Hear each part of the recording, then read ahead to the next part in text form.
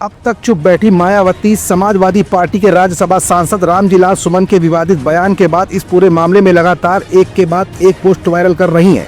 दरअसल मायावती ने इस मामले में अब तक अपनी चुप्पी साध रखी थी, लेकिन अचानक मायावती अखिलेश पर ही क्यों हमलावर हो गयी? मायावती ने दलितों के उत्पीड़न का इल्जाम अखिलेश के सिर पर क्यों मढ़ा? और मायावती ने 30 साल पहले के किस कांड की पुनरावृत्ति दोहराकर समाजवादी पार्टी को कटघरे में लाकर गंभीर सवाल खड़े कर दिए हैं। ये कुछ ऐसे सवाल है जिनका जवाब अपनी आज की इस रिपोर्ट में हम आपको दिखाएंगे भी और बताएंगे भी।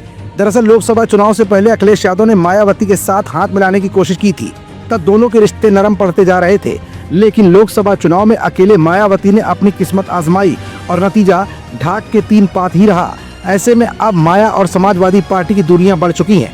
वहीं समाजवादी पार्टी के राज्यसभा सांसद रामजीलाल सुमन के विवादित बयान के बाद अखिलेश पर मायावती अब जाकर हमलावर हो गई हैं। मायावती अखिलेश पर क्यों हमलावर हुई हैं, ये उनका सोशल मीडिया अकाउंट एक्स बयां कर देगा।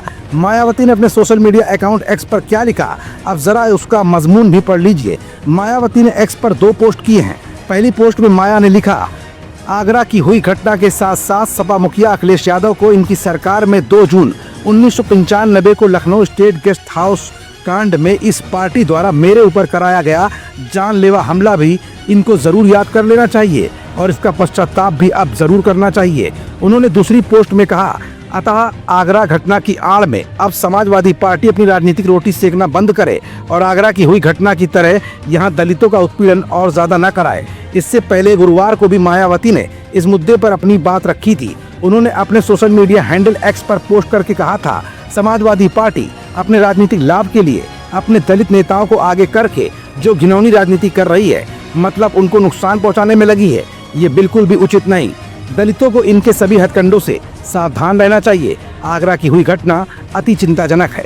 दरअसल मायावती ने अपने सोशल मीडिया हैंडल पर किए पोस्ट से एक नहीं बल्कि एक तीर से 2 निशाने कर डाले हैं। जहां एक तरफ राज्यसभा सांसद रामजीलाल सुमन का सपोर्ट कर दलित राजनीति को बढ़ावा देने की कोशिश की है, तो वहीं दूसरी तरफ समाजवादी पार्टी को यह नसीहत देने की भी कोशिश की है कि दलितों का उत्पीड़न बर्दाश्त नहीं किया जाएगा।